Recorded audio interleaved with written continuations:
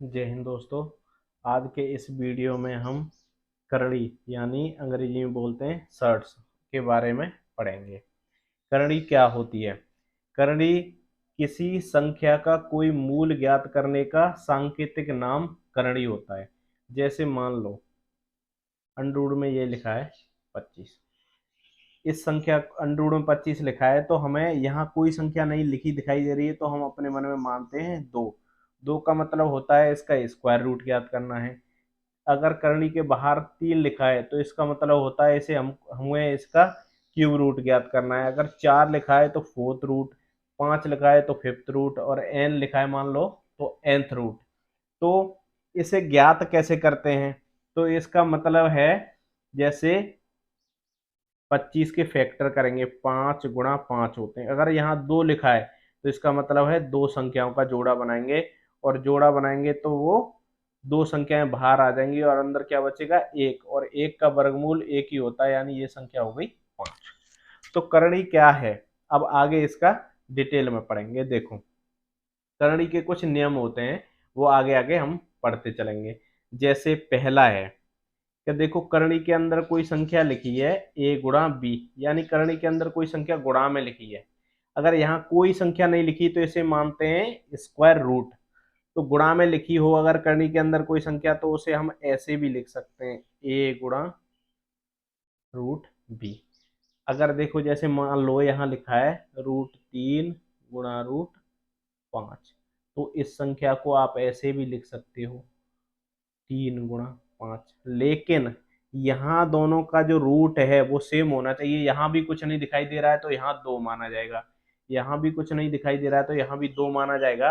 अगर इन दोनों के रूट सेम है तो इन्हें एक ही करड़ी के अंदर लिख सकते हैं। ऐसे दो है, चार संख्या हो, 3 हो, 5 हो, उससे हमें कोई मतलब नहीं है। हमें बस एक चीज से मतलब है कि ये संख्या एक ही रूट में होनी चाहिए। या जैसे यहाँ कोई संख्या नहीं दिखाई दे रही तो इसका मतलब ये स्क्वायर रूट है, यहाँ भी नहीं दिखाई दे रही तो ये भी स्क्वायर रूट है, यहाँ भी नहीं दिखाई दे रही तो ये भी स्क्वायर रूट है। तो इसका मतलब हम ये समझे कि ये तीनों संख्याएं स्क्वायर रूट की हैं और अलग अलग लिखी हैं, तो हम इसे एक ही करड़ी के चिन्ह के अंदर लिख सकते हैं। पहला नियम ये होता है करड़ी का। दूसरा देखो, दूसरा अगर कोई संख्या ऐसे लिखी है, मान लो करड़ी के अंदर a/b, अगर यहाँ कोई चिन्ह नहीं है तो क्या माना जाता है? दो। अगर कोई नहीं है तो दो माना जाएगा। उससे बड़ा हो, उससे बड़े चिन्ह होंगे तो यहाँ लिखे होंगे। जैसे 3 होगा तो 3, 4 होगा तो 4। मान लो जैसे 3 ही लिख दिया तो इसका मतलब ये क्यू रूट।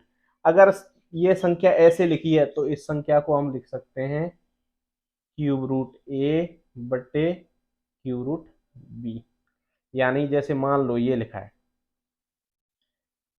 2/7, तो इस संख्या को हम लिख सकते हैं √2/7।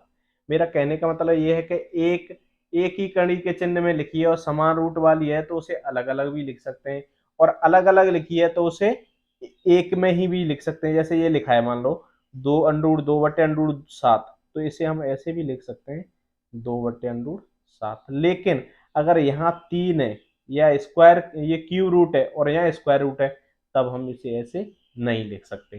कब लिख सकते हैं? जब इसका रूट कैसा हो? सेम। तो एक करड़ी का नियम ये हो गया।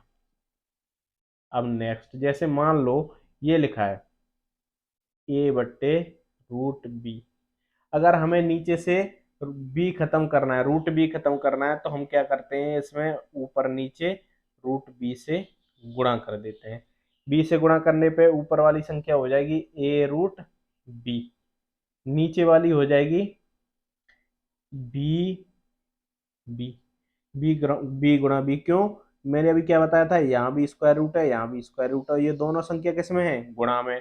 तो इन्हें एक ही रूट के अंदर लिख सकते हैं। और यहाँ 2 है तो इसका मतलब जोड़ा बन गया, जोड़ा बन गया तो इसका मतलब क्या है कि ये कड़ी का चिन्ह खत्म हो जाएगा। तो ये हो जाएगा इस तरह से। और एक और चीज मैं आपको सिखाना चाहता हूँ। जैसे ये लिखा है, कोई संख्या लिखी है ऐसे, अगर हमें ये कड़ी का चिन्ह खत्म करना है तो कैसे करेंगे? तो बस सिंपल सा है, ये स्क्वायर रूट है तो अंदर वाली संख्या को ज्यों का त्यों लिख लो, और जब ये चिन्ह खत्म करना है तो जो इसका रूट है उसे जो संख्या है अंदर वाली उसकी घात के बट्टे में ले जाएंगे, यही क्या होगा इसका आंसर। जैसे मान लो ये लिखा है √3। अब इसका स्क्वायर रूट खत्म करना है तो कैसे करेंगे, तो देखो यहाँ कोई स्क्वायर रूट कुछ लिखा है, कोई रूट लिखा है, नहीं लिखा, तो यहाँ मान लेंगे 2।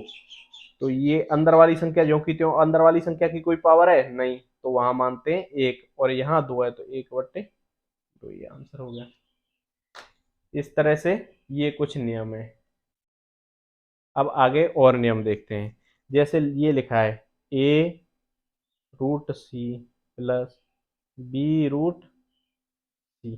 तो इसे कैसे सॉल्व करेंगे, देखो √c दोनों में कॉमन है, तो a यहाँ बच गया और b यहाँ बच गया और ये √c कॉमन ले लिया। मेरा कहने का मतलब ये, ऐसे कोई संख्या लिखी हो 2√3 प्लस यहाँ लिखी हो 4√3, यहाँ ये 2 है, इसका रूट नहीं है, ये 2 क्या है, इसका गुणांक है। रूट का चिन्ह लगाते हैं हम एग्जैक्ट यहाँ और गुणांक लिखते हैं यहाँ। जो अंदर वाली संख्या के बराबर साइज का होगा वो होगा उसका गुणांक, और जो अंदर वाली संख्या के छोटा साइज में छोटा होगा और वो इसके अंदर लिखा हुआ होगा उसे बोलते हैं रूट। अब आगे जैसे अभी देखो यहाँ क्या है, ये इसका गुणांक है, यानी ये लिखा है 2√3 और ये लिखा है 4√3, तो ये इसका गुणांक है और ये इसका गुणांक है, तो 4 और 2 6√3 हो जाएंगे। जैसे मान लो ये लिखा है 2√x प्लस 3√x, ये इसका गुणांक है, तो ये हो जाएगा 5√x। यहाँ ऐसे होता, मान लो √x प्लस √x, तब हम इन्हें नहीं जोड़ सकते। उन्हीं करणियों को आपस में जोड़ सकते हैं जिनके रूट समान हो, और जो रूट समान नहीं है उन्हें नहीं जोड़ सकते। देखो जैसे लिखा है a/b प्लस c√d, या ऐसे मत देखो, आप अंकों में देखो, जैसे लिखा है 3/2 प्लस √3, तब हम इसका कॉन्जुगेट करेंगे नीचे वाली संख्या से रूट हटाने के लिए। तो कॉन्जुगेट का मतलब होता है कि जो नीचे वाली संख्या है उसका चिन्ह बदल के नीचे ऊपर गुणा कर दो, उसका चिन्ह बदल के नीचे ऊपर गुणा कर दो। तो इसका गुणा करेंगे तो 3 दूनी 6 माइनस, इसका इसमें करेंगे तो इसका गुणा इसमें नहीं कर सकते, आप लिख दोगे 3×3 = 9, नहीं। अगर ये भी संख्या रूट में होती तब हम रूट वाली संख्याओं का गुणा करते हैं, अगर ये रूट में नहीं है तो इसे ज्यों की त्यों और ये √3 ज्यों की त्यों। अब इसका करेंगे तो ये देखो फॉर्मूला बना a+b और ये -b, a+b a-b का फॉर्मूला होता है a का स्क्वायर माइनस b का स्क्वायर। तब ये तो ऊपर वाली संख्या हो गई 6 माइनस 3√3, 2 का वर्ग कितना होगा 4।